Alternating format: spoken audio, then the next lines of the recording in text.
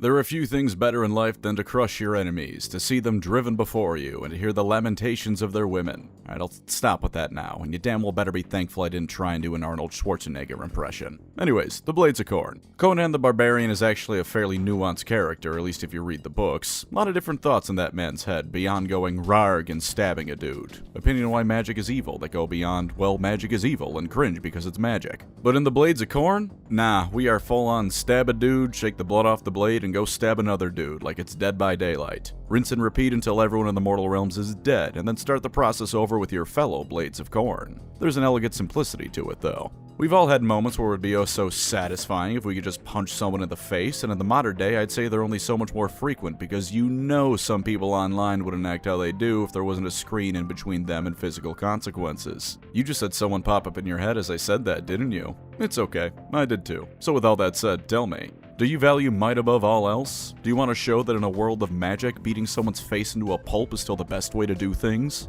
Do you have anger issues, undiagnosed or otherwise, and figure a tabletop game is a better outlet for that than ending up on the morning news? Then I invite you to take a look at the Blades of Khorne.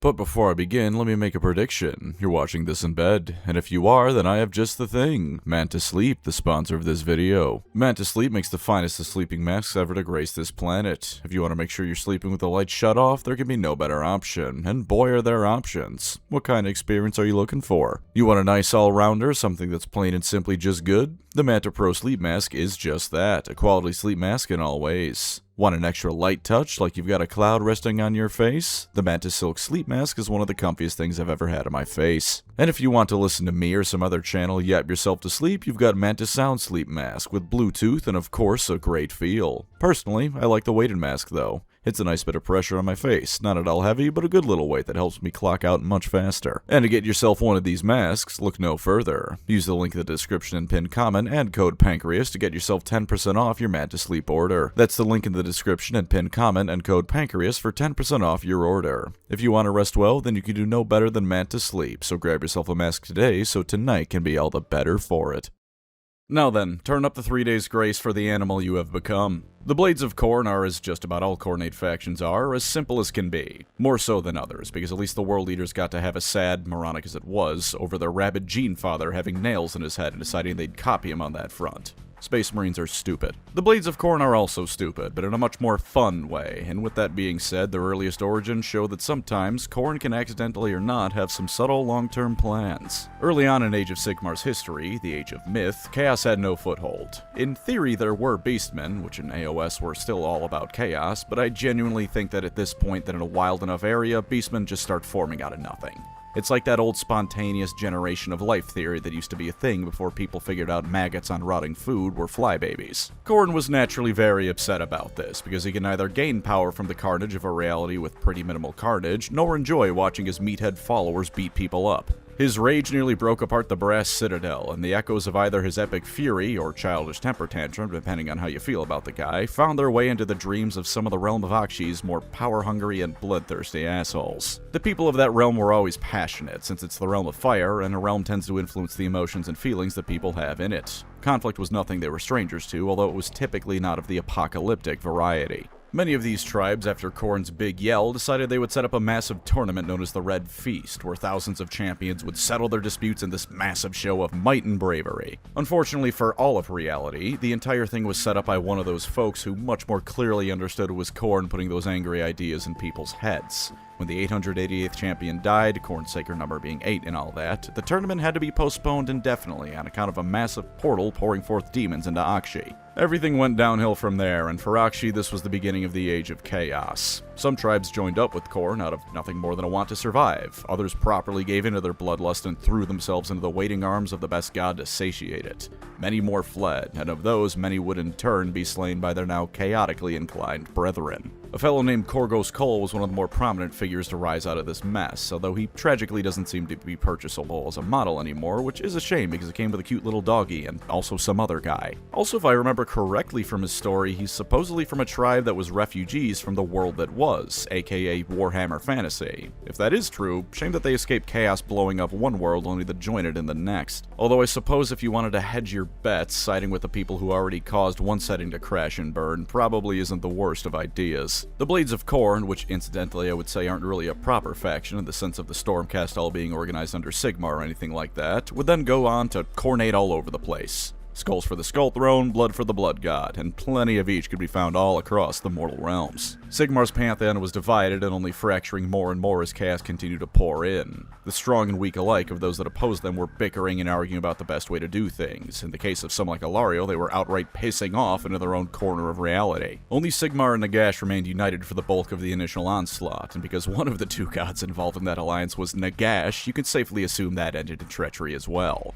This initial period of the invasion of chaos was heaven for Khorne and his blades. Countless enemy heroes and champions of order, death, destruction, and whatever else stood their ground. Massed army of the greatest forces against them attempted to hold the line. Almost none of them managed it. Among a precious few others, the Fire Slayers held out well enough, but by and large there were none who could stand up to Khorne. Akshi was damn near turned into his own personal playground, and there wasn't a single realm where skulls weren't reaped for him in great numbers. But then, perhaps the last thing Khorne ever expected happened. Sigmar, that barbarian god king from a reality ago, now even stronger, left. He took his ball and went home to his ear and shut the gate so hard almost no one could get in, be they refugee or enemy combatant. This did not please Khorne, for his greatest foe had pissed off. And once again did he cry out in righteous rage, / throw his baby rattle across the room because daddy said no more playtime. Opinions on the guy once again determining what you think is more apt. Worthy foes were becoming in less and less supply because he and the rest of Chaos had done a damn fine job killing almost everyone. There were the occasional scattered refugee camps promptly murdered, and realms like Gur were full of orcs and more that provided a good fight, although that latter option was oftentimes a bit too good of a fight and just resulted in a whole lot of dead Khornates. But by and large, Chaos had won. There were no great foes left. But wait a moment, everyone. Chaos won. There were 3 other main Chaos gods worth of armies to fight, those of Tzeentch, Nurgle, and the now Great Horned Rat. And though Slaanesh was in jail, plenty of her followers and demons were kicking around still. So Khorne had a good long think, decided he was sick of thinking and looking for foes to fight, and declared war on the rest of Chaos. The Blades of Khorne and their bloodlust were so goddamn effective at killing things that at worst for Khorne, this resulted in a stalemate as they attacked the entirety of the rest of Chaos. This was good and bad because while it kept Chaos occupied with itself, the strain of the resulting conflict was threatening to start breaking entire realms apart. So Sigmar, after centuries, threw open the gates of his ear and started pushing back Chaos, and Khorne and his minions reveled in it. Worthy foes that weren't demonic had returned, and the Stormcast Eternals could throw almost as good a punch as they could. The Realm Gate Wars were the happiest the Blades of Khorne had been in a while, and they were, aside from Archaon, always the first of Chaos's forces to respond to Sigmar's attacks. And from there, things take the course you would expect they would for Khornates. As the rest of the Grand Alliances gathered their strength and began countering-attacking, they threw themselves into battle with gusto. The Soul Wars and the Necroquake were a rough time for Khorne, although not in the sense of they started losing twice as hard or something like that. They almost did, since we get a passage of what would happen if Nagash wasn't stopped from the perspective of the Chaos Gods, and all of them were freaking out, but the Skaven once again stopped Nagash and it was fine again. No, the introduction of endless spells was one problem, since Khorne hates magic, and killing a skeleton ain't nearly as interesting as a normal person for the second problem. There's no blood for the blood god to be found, and it ain't just the same with their skulls either. Necromancy, ironically enough, makes the act lose its magic for Khornates. So the judgments of Khorne are introduced, manifestations of his wrath that certain priests, for lack of a better word, could summon. Kinda sounds like Khorne bending the rules to allow magic, to be honest, but Chaos is plenty happy with lying and cheating, and Paladin-style magic has always been given a bit of a pass by people who think magic is lame, and that's the closest thing to what these manifestations are. The Blades of Khorne didn't really do anything the Broken Realms saga, though you can assume they were murdering plenty of folk in the background. The Era of the Beast saw a bunch of them turned into savage beasts, growing fangs and claws and whatnot, but that's like a step above normal Chaos mutations at worst, and it let them hit plenty hard, so I'm sure it was fine with them. A couple of warbands even decided to stab one of the continents in the Realm of Beasts so hard so that it could bleed. As much as I know that AOS isn't the most popular with a lot of folk, that sentence brought me joy to say. And the Dawnbringer Crusade saw them coming to blows with the Cities of Sigmar Crusades, who were keen on reminding them that well before the Stormcast Eternals came into being, it was the normal men and women of reality holding the line for thousands of years, and they did it well enough, thank you very much. And with that, the history of the Blades of Khorne as it matters is largely done. Specifics, of course, can be found in greater numbers, but I figure that's well enough. They like getting blood and skulls, and a lot of it, and at the end of the day, that's all you really gotta know. So then, let's get into the positives, shall we? As always with anything Chaos, the Blades of Khorne are who you want to play when you just want to revel in being an evil bastard. There is only so much to defend them with, and most of that tends to come with a caveat. That Khorgo's Cole fellow was pretty cool once upon a time. You know what he is now? A demon prince. You do not ascend to demon princehood by being a good person. That's just not how it works. And the Khornates, as always, tend to be the most obviously evil. They run rampant across reality and rampage until everything in front of them is dead and their souls sent to Khorne, along with their skulls and blood. So, if you want to be the evil bad guys, the Blades of Khorne more than suffice. On that note, they're also wonderfully simple bad guys and factions as well, and this isn't a backhanded compliment, believe it or not. I like when something is cut and dry, at least at an army-wide level. Khorne just wants blood and skulls. There is no fancy tricks, no particular important phrases or passages or anything to remember and recite. Kill enough people and he takes interest. Kill something impressive enough, and he starts juicing you. As long as it's done quote-unquote honorably, and the definition of honorably is certainly being stretched, then yeah, he's happy. Not everything needs to have massive passages of explanation, and I'd wager that most Khornates would agree with me. Go stab a guy so the god of war and blood is happy, that's that. And we live in a pretty damn complicated society nowadays, don't we? Something jonkler aside, taxes and the internet and jobs and all sorts of stuff that's just a pain to deal with. None of that is here, neither in the present nor in Khorne's perfect ideal world. It's just you and your weapon and a million other people just like that all vying for the same two things. Everyone else's life and Khorne's blessings. If you think you could use with a lot less unnecessary complication, go for Khorne. The Blades of Khorne do also, as a quick one, let you fight with demons and mortals in equal measure, though for rule stuff I'll get into why that isn't quite as much the case as you'd like. Narratively though, it's always cool to see demonic cultists fighting alongside their demonic patrons, especially in Warhammer. What would be the point otherwise? You've got entire armies of mortals and demons alike all dedicated to the same guy and the same cause. What would be the point if they weren't taking ass and kicking names together? Something I haven't touched upon in this specific way before, or at least I don't think I have, I've been doing this a while, cut me some slack, is a potential way to connect things back to Warhammer Fantasy. One of those few rare good things of end times lore, or at least something logical, is that a lot of Chaos's forces were elevated to demon princehood after the end of the world. Only makes sense. A whole lot of people probably earned a whole lot of dark glory during those times, so Chaos would naturally elevate a good chunk of them, especially since being at the height of their power, they had energy to spare. So if you ran a Warrior of Chaos army in those olden days on those good old square bases, you can easily continue your army's storyline in Age of Sigmar. Your Chaos Lord of Khorne was one of many elevated in recognition of their service, or at least kept around as immortal, and in this new reality of new enemies, there are many more chances to continue reaping a bloody toll for the Lord of Rage. Something like this does admittedly apply to quite a few Age of Sigmar factions, but the Chaos ones can do it better than anyone except for the Stormcast Eternals. And I guess Eltharion, though he is now a Fullmetal Alchemist character. On that note actually, as much as I did say that the Khornates are simple, it's their end goal and the end of their narrative arcs that are simple and the same thing. Skulls for the Skull Throne and blood for the Blood God is an obvious thing, and because of the corrupting nature of Chaos, every Khornate who survives long enough becomes a murderous psychopath that only truly cares about the next fight. But that's the end stage. Up until that point, there's a whole world out there of narratives to explain how and why your Khorne army does things. In canon, some of them decided to poke at a living continent until it leaked waterfalls of blood. You can absolutely get creative. To put it another way, and this is probably the nicest thing I'll ever say about Khorne, if you think every Khorne army has to be boring and the same,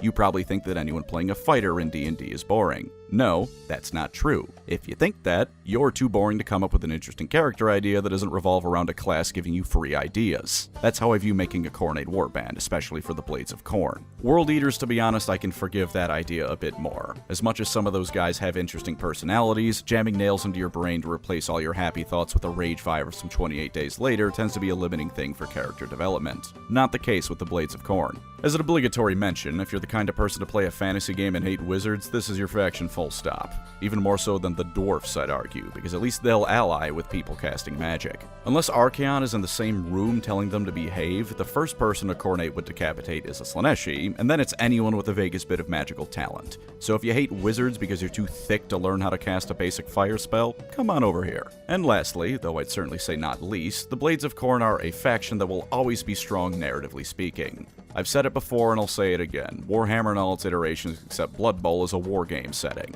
Everyone is going to be at war, and as such the faction who follows the god of war that gets stronger the more war is going on will be a powerful one indeed. I feel like Nurgle in many ways has become GW's preferred chaos god, between starring in novels like Godblight and of course the Vermintide games and Darktide. But Khorne is still Khorne. In a meta sense, Nurgle may be getting more attention, or at least it feels like that to me, but in the setting, Big K is and always has been number one. Slaanesh may be the potential man of the Chaos Gods, Tzeentch fans can cope about him always being able to win but not wanting to, and Nurgle fans can go be smelly in the corner. Khorne fans know that in their heart they are number one, and if you want to be number one too, then sign on up. Well, assuming we're ignoring the Great Horned Rat, the true best greatest Chaos God thing. And Nagash, of course, who is not a Chaos God but is still one of the strongest deities by far. Such is his power, after all.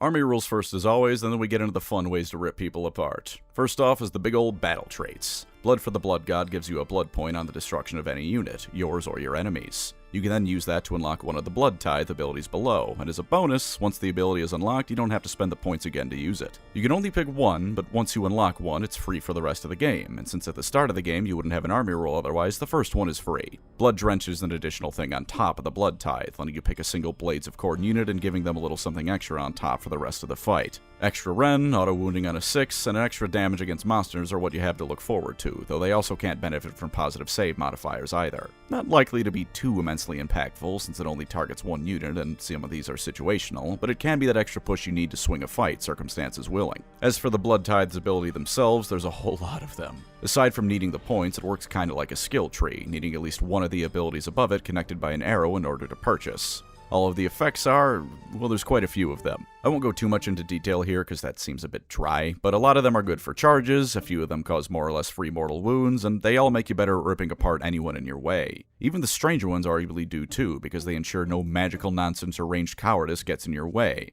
be it banishing an enemy manifestation or getting -1 to any ranged attacks hitting you. You've of course also got the different battle formations. Khorne Legion lets a unit of yours fight immediately after a nearby one you selected does. Add 1 to hit rolls for a unit contesting an enemy held objective. Add X to the charge rolls, with X being how many units have charged before that unit. I like that one a lot because it actually makes you put thought into the order you might want to charge in, as opposed to a massive murder blob moving forward basically as one. Murder Host lets you move demon units that have fought away from combat, Tournament of Skulls lets one unit of demons and bloodbound near each other give +1 to their wound rolls, and Gore Tide lets a hero and a nearby unit add 2 to their movement. Completely skipping over heroic traits and artifacts because I so cannot be asked, we've got their manifestation and prayers. No proper spell lore since Khorne hates that stuff as discussed, but also as discussed, divine magic doesn't count. For another cope on why that is, incidentally, one interpretation of Khorne hating magic is because it's mortals using something inherently unnatural to them as opposed to their own strength. Khorne doing that is natural to him as a chaos god, so it's all good. Anyways though, you can summon Hexgorger Skulls, which hit people and make wizards worse at casting, a Wrath Axe, which hits people and can kill a model in a unit for free if you roll good, and a Bleeding Icon, which can let you use a Blood Tithe ability on a unit for free as long as you roll equivalent to the chosen Blood Tithe ability's cost. Unfortunately, this one does not hit people, and so is garbage and I hate it and never take it. Is its ability good? Of course, but it can hit people, so who cares? The Blades of Khorne prayers, in order to make up for them not having a spell lore, is a massive list. There's the Blood Blessings of Khorne lore, Gifts of the Blood God lore, and Proclamations of Murder lore. Blood Blessings can let you either give the entire unit the Blood Drench rule, and on an 8+ you can ignore the positive save modifiers don't apply effect, potentially let slain models cause mortal wounds on their way out, or just hurt an enemy and maybe make them roll wounds worse. Gifts of the Blood God lets you either ignore the first wound a unit takes, give a unit a 3-up ward save against enemy manifestation, prayers, and spells, or make an enemy hurt themselves if they don't either move, charge, or fight. And Proclamations of Murder can give you some extra dice, hurt an enemy if they don't move or fight, or prevent enemies from retreating, running, or being moved around the battlefield / being put in reserve by some spell or ability.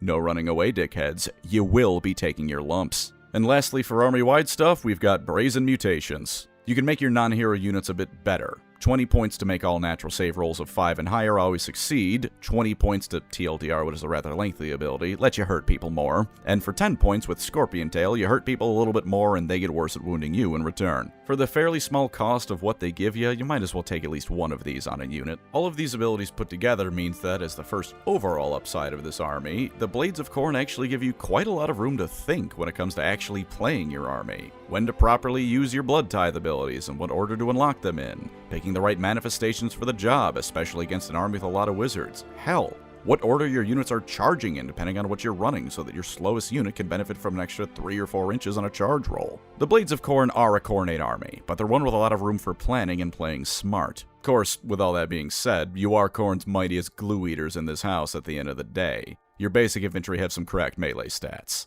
Blood Warriors and Bloodletters are what I'll call the standard infantry. Blood Warriors have 3 attacks hitting on 4s and wounding on 3s, Bloodletters have 2 that each hit and wound on 3s. Both of them have a rend and damage 1, letting them cut through chaff with ease and are reliably taking on at least medium infantry as well. The Bloodletters have mortal crits and the Blood Warriors auto wound, though it can still be saved against as well, and the Blood Warriors are certainly more tanky with a 3-up save compared to a 5-up, though are 30 points more expensive at 180 for a unit of 10 of them. But then the Bloodletters have a ward save of 6-up, so they have something else at least to keep them alive. Do you want pure melee choppy action, or a volume of less reliable shots in exchange for more toughness as well?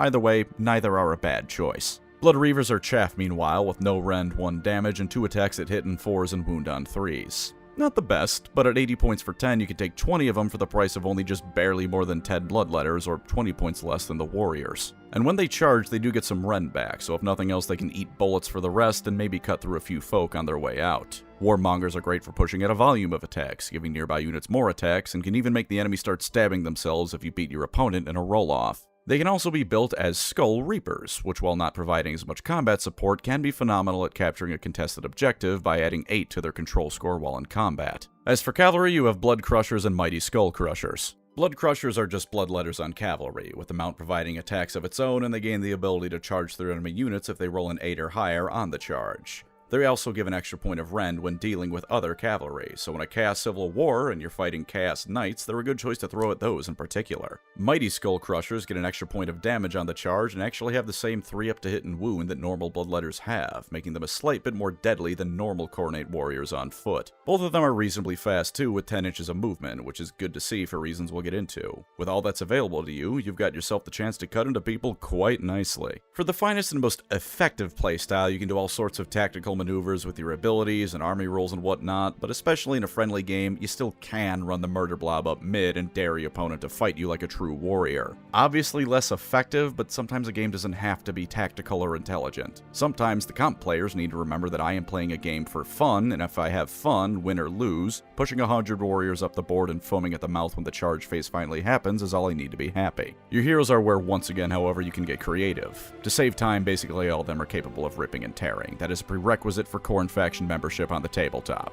In the lore, if you're a scientist who invents a turbo nuke, Khorne will love you too, at least most likely, but that ain't something a wargame model's gonna represent. So to some extent or other, rest easy knowing a Khornate hero will wreck shop on the tabletop, at least for equivalence in their point cost range. As for what they do, well, a whole lot. You've got Karanak, your funny dog hero, that buffs other Khorne dogs on the field and can pick an enemy hero to jump alongside a unit of other Khorne dogs. A Bloodmaster lets Bloodletters hit better. A Blood Secretor lets units rally better to heal up and can once a battle give a nearby Bloodbound unit more attacks. Deathbringers can automatically destroy manifestations and do some light damage to enemy units, and the Dead by Daylight game I was loading into as I wrote this script auto-disconnected, and now I want to say bad words and punch my monitor. This was the one fucking thing keeping me tethered, and now I'm going to send a lot of angry messages to people that probably only kind of deserve it at worst, but fuck me! There's some people I have grudges with, and I think it's time I let them know, and I think Khorne is getting to me a bit. Anyways, yeah, Mighty Lord of Khorne can once a turn give a nearby Bloodbound unit fights first, and otherwise adds +1 to wound rolls for nearby Bloodbound units.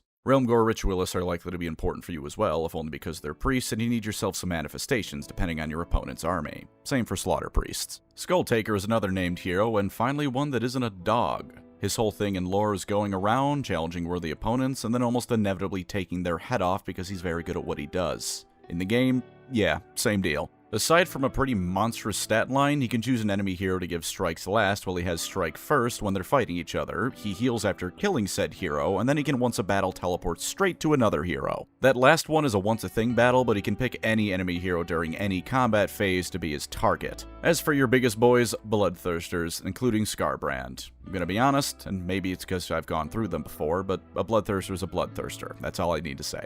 It's gonna hit you damn hard, and really just take it for that reason, Scarbrand included. They are a problem that just can't be ignored, at least that's how I'd run it. Focus on the Bloodthirster, and the rest of your army runs on up to the enemy. Or ignore the Bloodthirster, and while your opponent may chunk into the rest of your army, they're now gonna have to deal with a Bloodthirster in melee combat. And that's the kind of thing that normally most units can't handle. This is gonna go how it normally goes for Chaos armies. You are evil, so if that's a problem, find someone else. Most factions in Warhammer aren't perfect. In fact, I'd say with few exceptions, they're all varying degrees of asshole, especially once you delve into sub-factions. But Chaos is pure evil. Someone might fall into Chaos corruption for noble reasons or unwillingly, but the end result, and especially in the Blades of Khorne's case, is them raging across reality, murdering and pillaging. So if you don't want evil, or hell for that matter, even if you do, but want an evil that will form some kind of civilization, look elsewhere. In between total corruption and not being corrupted, you can have varied motivations, but the end of that path for all of them lies Angron but without the nails in his head. Plus, even individually, the ending of every Chaos character is 99% of the time death. Death by other Khornates, death by other Chaos forces that they're fighting, death by a Stormcast Eternal or some random cities of Sigmar cannon crew. The few who become Demon Princes or Chaos Lords are not the norm, so expect most of your army to go home to an early grave as opposed to like a partner and their kids or something. I'd also say that the Blades of Khorne lend themselves towards the biggest battles, primarily. The chaff units you have can be found fighting anywhere, but it's canon that they were getting pissed off and annoyed at the fact that all the biggest battles were over. They want those massive slaughterfests, even if they can't win them because the fight is the point. There's nothing quite like a battle with a million people on each side, and they get angry when they aren't in those fights. So narratively speaking, your army is probably going to be found at the largest of events, something that can be a bit disappointing for those who like a lower stakes adventure or battle. I can only criticize Khorne for so long because I've done it plenty and the energy there is fading. That, and they're quite simple at the end of the day. This will extend to Tabletop Downsides as well, though they're no less impactful for it. First off is that caveat that I bring up oh so frequently with melee armies. Everyone knows what you're doing, everyone knows your end goal. The Blades of Khorne have a lot of tricks up their sleeve, don't get me wrong, more than a lot of other melee armies, but everyone knows you're coming to smash them in melee. Skulltaker can warp behind you and decapitate a hero in a single turn if he rolls well, but even then, people know he's coming to do that with his sword and not a gun. You really don't have proper ranged options either. One of your Bloodthirster loadouts having a ranged whip attack doesn't count, don't pretend it does. There's the Skull Cannon, it shoots alright. That's really it though, and trying to turn a Khornate army into a Skull Cannon artillery parade is really missing the point of the faction. If you want anything but the most tacked on of shooting, look anywhere else. One of your other problems is speed. Various abilities can make units faster, but aside from those cavalry options and the Bloodthirsters that aren't Scarbrand, everything caps out at about 8 inches of movement.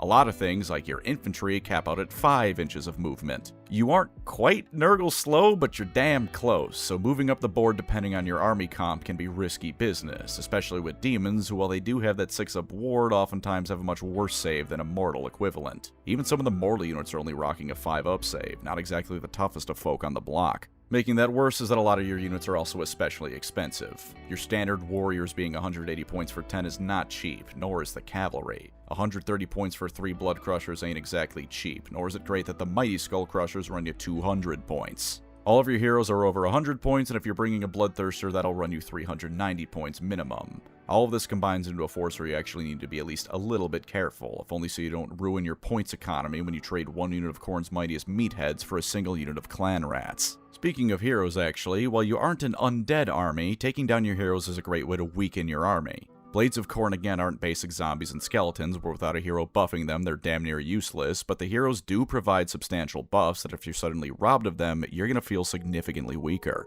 Losing a hero early on won't cripple you, but it can make you have to choose different fights than you might have, or hope you get a bit luckier with rolls than you otherwise might have needed to be. Not crippling, but a danger to be sure. Another issue is one I mentioned earlier in the lore pros, that of demons and mortals not working great together. I think I briefly mentioned it, but your units are divided into the bloodbound mortals and the demonic ones, and your mortals tend to not provide any buffs for the demons. Even the demonic heroes aren't great, and GW's continued trend of leaving the demons to rot. It ain't as bad as in 40k, but there's still problems to be found with either a combined force or even just running pure demons. The last two problems aren't directly tabletop, but still some stuff I feel compelled to say. One is that this is a very samey looking army. Red and more red and blood and skulls and crazy armor, and it all looks very similar. To be fair, the different roles in the army are all nicely distinct. You can easily tell the two cavalry types apart because one has demons and one has dudes on the mounts. And the proper warriors compared to the chaff are decently different from each other, since one is just gym bros and another is wearing the divinely blessed armor of super murder and rage. And to once again clarify the point and argue against myself, this is both something that Age of Sigmar I find has a widespread problem with, since the armies tend to all be built around themes, but as a Chaos God army, they're all dedicated to the same thing. It's a Khornate army, you're gonna find blood and skulls there. But it is, at the end of the day, just red and blood and skulls. That will be the visual style of the army. If you don't have a near fetishistic enjoyment of blood and skulls, this army isn't for you purely for visual reasons. And the last issue here is just me lamenting old deals. The Blades of Khorne used to be one of the easiest armies ever to collect, and possibly one of the cheaper ones too. Not only did the old Chaos Demons Combat Patrol from 40k used to be able to just slot into this army if you wanted a lot of Khorne Demons, but I'm pretty sure they were the last of the Age of Sigmar armies to not only have a spearhead, but simultaneously still have their start collecting box. That and the Combat Patrol have vanished into the wind now, making them much more standard in the sense of you now having to open up your wallet and let Khorne go and dry. Sucks, but it's life in this hobby. Oh, and one more thing actually before I forget, as a Khorne army, the Blades of Khorne are therefore a Chaos army. Lots of spiky bits here, so be prepared to poke your fingers a lot and have to deal with some trim. We ain't in Thousand Suns territory, but they're neighboring armies to be sure. And that was the Blades of Khorne, stabbing, cutting, and hacking in the name of the Blood God. There's always something to be said about the simpler things in life, and it's hard to get simpler than these folk. Don't worry, that's a backhanded compliment, which is still a compliment. Thank you as always to my wonderful channel members. You are the blades of to my Khorne, those madmen marching forth to bring ruin, blood, and tasteful skull pyramids in my name. If you'd like to support the channel, feel free to subscribe or become a member. Either way, thank you for watching, and take care out there.